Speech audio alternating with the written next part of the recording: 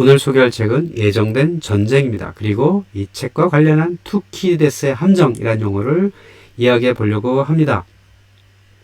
오늘날 미중 간의 패권 전쟁이 진행되고 있습니다. 그 대표적인 사례는 반도체 공급망 칩4라고 하는 거죠.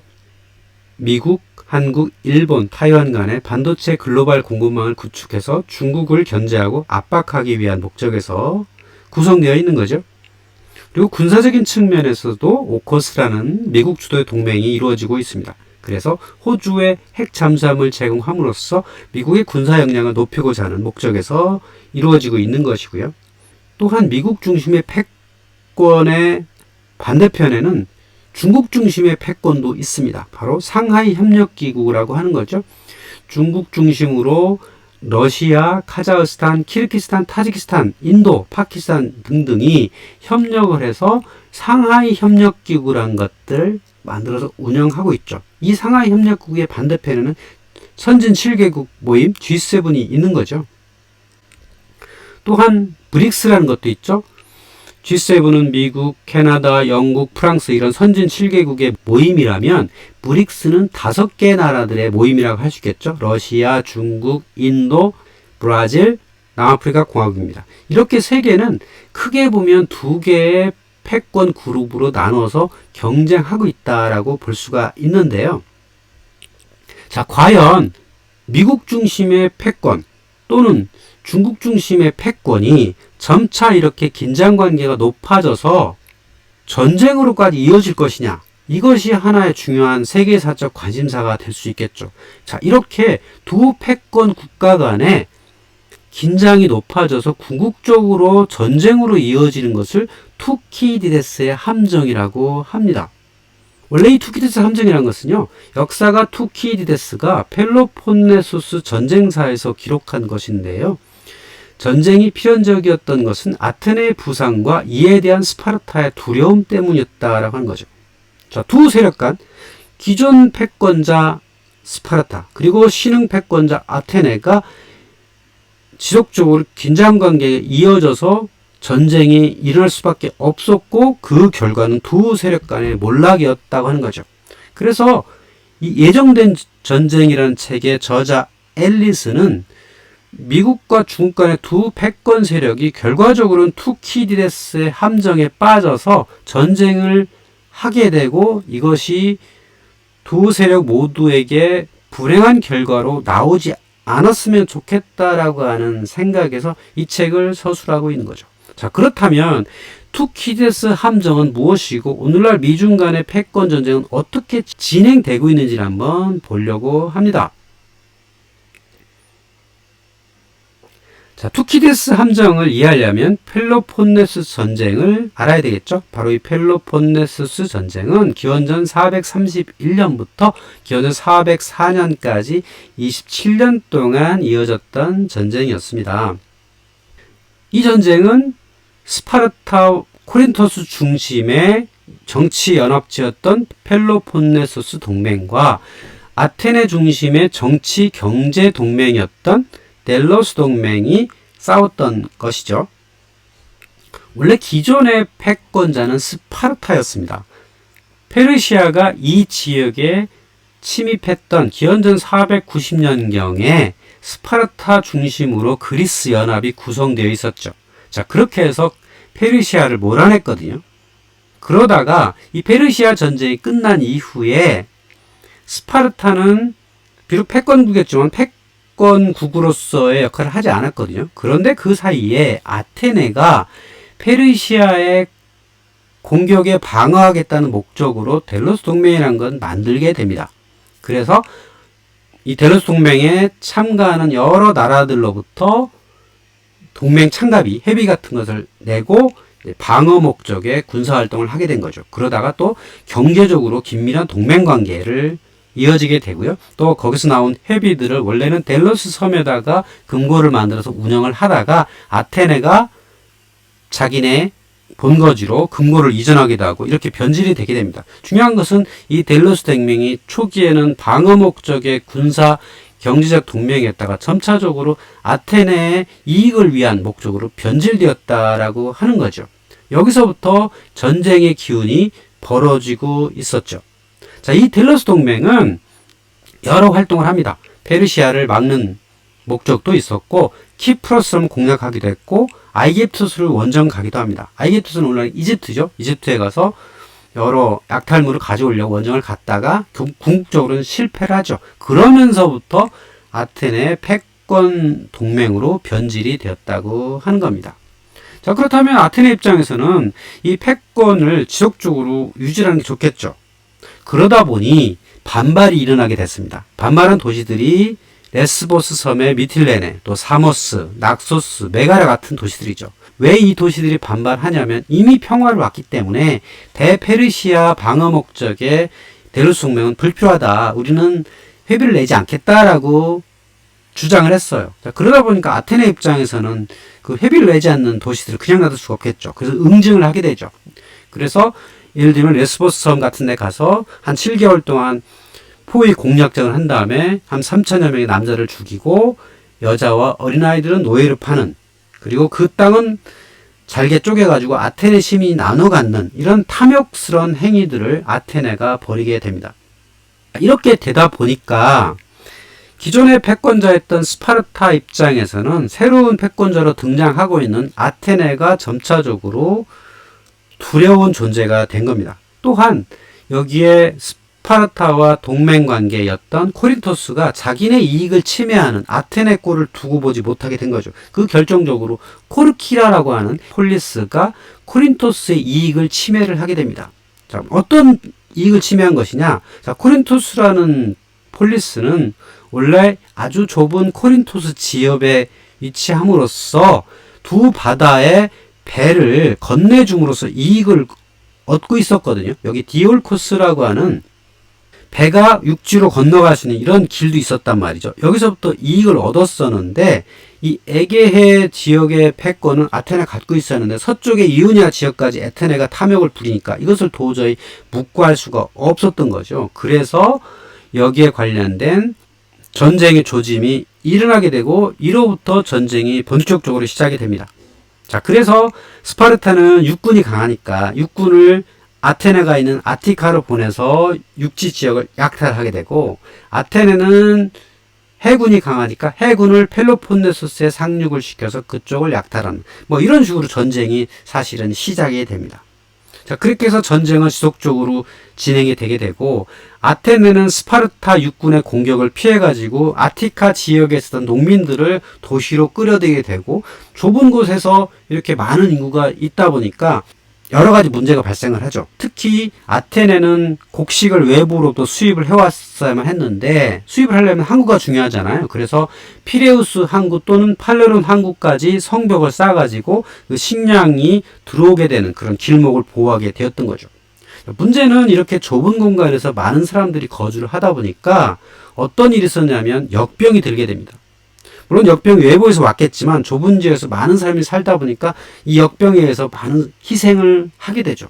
자, 여기에 페리클레스라고 하는 지도자도 역병에 의해서 희생되었다? 그렇지 않다라고 하는 여러 가지 썰이 있지만 제가 보기엔 페리클레스는 역병이 희생된 것 같지는 않아요. 나이가 많아 죽은 것 같고요. 어찌되었든 아테네는 역병이 돌아와서 상당히 어려움에 처하게 되고, 또 중요한 건 페리클레스라고 하는 전쟁을 별로 원하지 않았던 지도자가 죽게 됐다는 거죠. 자, 이때로부터 스파르타와 아테네는 본격적으로 전쟁에 돌입하게 됩니다. 그래서 중간에 휴전도 물론 있었지만 결과적으로는 27년 동안 전쟁이 이어지게 되고, 그 전쟁의 마지막은 이렇게 끝납니다.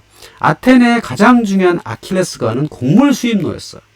아테네는 식량을 자급자족하지 못했거든요. 그러다 보니까 흑해 지역에서 식량을 수입해야 되는데 그 바닷길, 그곳을 스파르타 해군이 막음으로써 아테네는 스파르타한테 항복을 하게 되고 아테네의 민주 정치 체제는 무너지게 되는 거죠. 자, 이것이 바로 투키디데스의 함정이라고 하는 용어에 해당되는 거고, 결과적으로 스파르타와 아테네는 전쟁을 했고, 그리고 두 체제는 모두 다 몰락을 하게 되고 나중에 알렉산드로스의 제국의 흡수가 되게 된 겁니다. 그래서 이렇게 두 패권국 간의 전쟁을 벌어져서 결과적으로 두 세력 모두 다 몰락하게 되는 이런 상황을 투키디데스 함정이라고 설명할 수가 있는데, 자, 앨리슨 교수는 예정된 전쟁에서 이렇게 설명을 하고 있어요.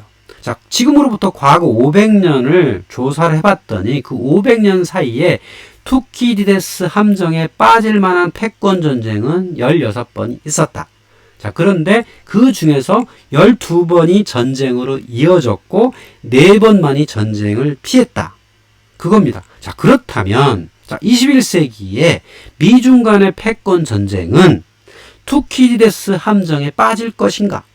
그렇지 않을 것인가? 또 빠지지 않게 하려면 어떻게 해야 하는가에 대한 설명과 해답을 제시하고 있습니다.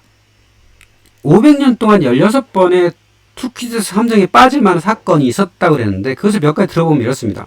첫 번째는 포르투갈과 스페인입니다. 자, 16세기에 포르투갈과 스페인이 식민지를 개척을 했죠. 사실 먼저 해양길을 개척한 것은 포르투갈이죠. 그 포르투갈이 희망봉을 돌아서 인도까지 또는 인도네시아까지 새로운 길을 개척을 했죠. 그 길을 따라서 스페인도 식민지를 찾아 나섰죠. 그래서 스페인은 아메리카 중심의 길을 찾아 나섰습니다. 그러다 보니까 두 세력이 바다에서 만나게 돼요. 그래서 분쟁이 일어나게 됐습니다. 자, 그럼 필연적으로 두 세력은 전쟁으로 갈 수밖에 없죠. 하지만 두 세력은 전쟁으로 가지 않았어요. 왜? 교황의 중재하에 또르띠아스 조약이라는 것을 하게 되고 나눠먹기를 합니다. 그래서 오늘날 브라질은 포르투갈 식민지에서 출발해서 포르투갈어를 쓰는 지역이 됐죠. 그리고 나머지 땅은 스페인이 식민지로 가는 걸로 이렇게 전쟁으로 이어지지 않았다라고 하는 거고요. 또 전쟁으로 이어진 사례가 있죠. 스페인 왕위 계승 전쟁입니다. 자, 이것은 기존의 패권자였던 프랑스, 또 신흥 패권국이었던 영국, 이것이 두 세력으로 나눠가지고 전 세계에 걸쳐서 전쟁으로 이어졌던 그런 사례라고 할 수가 있겠고요. 제1차 세계대전도 있죠. 제1차 세계대전은 삼국 동맹과 삼국 협상국으로 나눠져서 치열하게 쟁투를 벌였던 그런 사건이죠. 여기서도 보면 프랑스라고 하는 기존 패권자가 있었는데 신흥국이 있었죠. 독일이라고 하는 신흥국이 등장을 해서 여기에 긴장관계가 형성이 되었고, 자, 독일이 유럽의 중앙에 있잖아요. 그래서 독일 동쪽에 또 러시아가 있었어요. 그 점증하는 러시아의 세력에 맞서서 독일이 뭔가 힘을 키워야 되는 이런 상황에서 바로 삼국 동맹과 삼국 협상이 만들어지게 되었던 거고, 궁극적으로는 전쟁으로 이어졌죠. 그리고 바로 투키디데스 함정에 빠져서 전쟁 이후에 모두 다 이익을 못 보는 그런 상황이 되었던 거죠. 또 긴장관계가 있었는데 전쟁을 회피했던 사례도 있어요. 쿠바 미사일 위기라고 하는 거죠. 바로 미국의 턱 밑에 있는 쿠바라고 하는 작은 나라에 구소련에서 핵미사일을 여기다 배치하겠다라고 하는 의지를 보였던 거죠. 자, 그러다 보니까 미국 입장에서는 상당히 심각하죠. 그래서 거의 핵전쟁 직전까지 갔었고, 여기에 서로 핵전쟁을 하지 말자라고 하는 그런 생각이 맞아 떨어져서 이것은 해결됐죠. 결국은 전쟁을 회피하게 됐다는 거죠. 자, 이렇게 여러 번의 여러 번의 패권 전쟁이 있었는데 전쟁으로 이어지지 않고 회피한 경우도 있었고 전쟁으로 간 경우도 있었다라고 하는 겁니다. 자, 그렇다면 지금 미중 간의 패권 전쟁이 일어나고 있는데 대체로 경제적인 분야 또는 군사적인 분야도 일부 있습니다만은 지속적으로 이 긴장 관계는 높아지고 있습니다. 높아지고 있는 패권 전쟁의 이유 중에 하나는 달러 패권이라고 하는 거죠. 달러를 지속적으로 복제해서 전 세계에 퍼뜨려서 그걸 가지고 패권을 하려고 하는 미국, 또 이것을 점진적으로 무너뜨리려고 하는 중국, 이 사이에서 긴장도가 높아지고 있다는 거죠.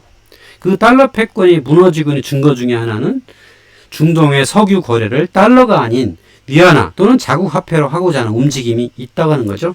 여기 보면 사우디아라비아의 빈살만 왕지자가 시진핑 수석을 만나서 서로 이렇게 인사하는 장면에서 사우디 입장에서는 가장 큰 고객이 중국이거든요. 그래서 중국과의 거래에 있어서 굳이 달러를 써야 되느냐? 뭐 이런 생각도 있게 마련이죠. 굳이 제3국인 달러를 기존까지 썼지만 앞으로도 안 쓸 수 있는 거잖아요. 어차피 중국 돈은 중국 물건을 사기 위해서는 꼭 필요한 것이고, 또 석유는 중국이 필요한 것이니까 위안화를 가지고 충분히 거래가 된다고 하는 거죠. 여기서 이제 미국 입장에서는 달러 패권이 변화되고 있는 건 분명하다라고 하는 거죠.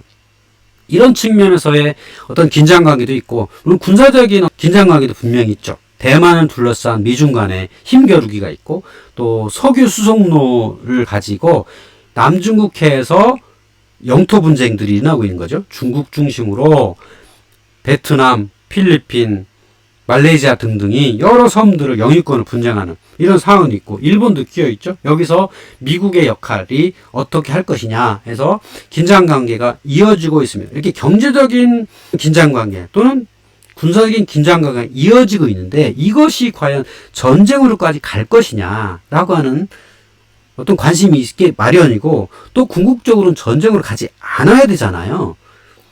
투키디스 함정에 빠진다면 사실은 모두 다 좋지 않은 방향으로 갈 수밖에 없고, 잘못되면 핵전쟁으로 갈 수도 있단 말이죠. 자, 그렇다면 이 저자는 미중 패권 전쟁이 전쟁을 회피하는 방향으로 가려면 어떻게 해야 되느냐라고 하는 대안까지 제시하고 있습니다.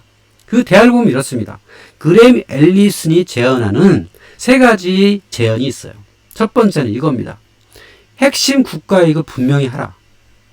그레임 앨리슨의 제언은 미국 정부를 향한 제언이에요. 자, 그러니까 미국 정부한테 과연 미국 정부가 얻을 수 있는 이익은 무엇이냐라고 확실하게 정하라 이거죠. 기존의 이익 말고 새로운 이익은 무엇이냐라고 하는 겁니다.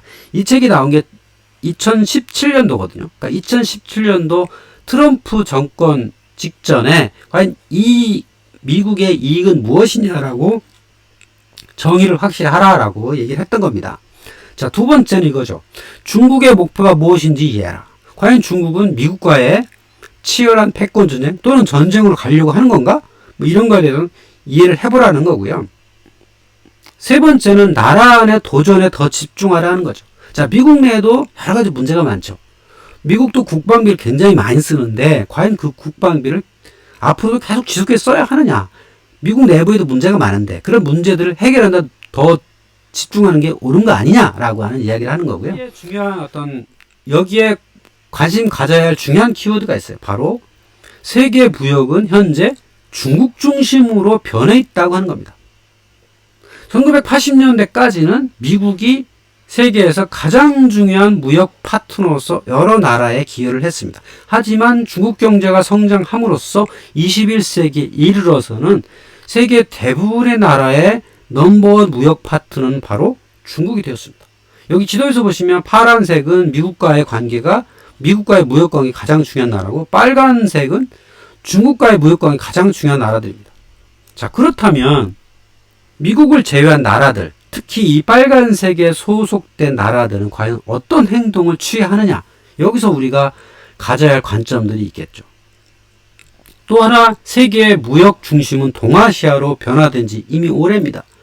상하이, 싱가포르, 홍콩, 센젠, 부산, 닝보, 광저우, 칭다오, 부산을 뺀 나머지 모든 항구들은 중국에 있습니다. 이만큼 동아시아의 무역 물동량은 전 세계의 다른 지역을 압도하고 있습니다. 결국 중요한 것은 정치적 패권 또는 군사적 패권보다 중요한 것은 경제 패권이라는 것이죠. 이 경제의 패권이 앞으로 어떻게 흘러갈 것인가가 우리가 앞으로 지켜봐야 할 중요한 관점이라고 할 수 있겠죠. 그런데 지금 보면 미국 정치인과 경제인이 사실 따로 놀고 있어요. 자, 이 책이 나온 건 2017년도인데 2023년 현재로 보면 미국 정치인 중심으로 미중 패권 전쟁이 이어지고 있지만 미국의 경제인들은 다른 생각을 하고 있습니다. 미국과 중국은 절대 단절될 수가 없다라고 하는 겁니다. 왜? 경제적 친밀감이 굉장히 높다고 하는 겁니다. 예를 들면 일론 머스크가 중국을 방문했어요. 왜 일론 머스크는 중국을 방문했을까요? 그 이유를 들어보면 테슬라 자동차 생산의 50% 이상이 상하이 공장에서 나옵니다. 그리고 그 배터리는 다 중국산 제품을 쓰죠. 그리고 그 테슬라 자동차는 전 세계에 수출이 됩니다. 또한 미국 본토에도 중국 CATL과 합작한 배터리 공장을 설립하려고 합니다. 미국 정부에서는 이거를 반대를 하지만 과연 계속 반대가 될지 이거는 알 수가 없습니다. 왜냐하면 배터리 공장을 만들면 일자리가 생기기 때문이죠. 그 측면에서 정치인의 생각과 경제의 생각이 상당히 많이 다르다라고 하는 겁니다. 그럼 일론 머스크만 그러냐? 그렇지 않다는 거죠.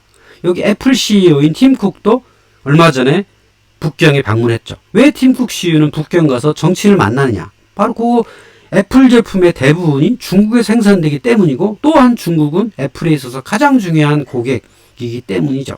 그래서 애플뿐만 아니라 테슬라뿐만 아니라 많은 미국의 기업들이 중국 시장 또는 중국의 생산 기지로서 역할에 중요하게 보는 겁니다. 그래서 중국을 방문한 미국 기업들이 상당히 많고요. 투자자도 여전히 많습니다.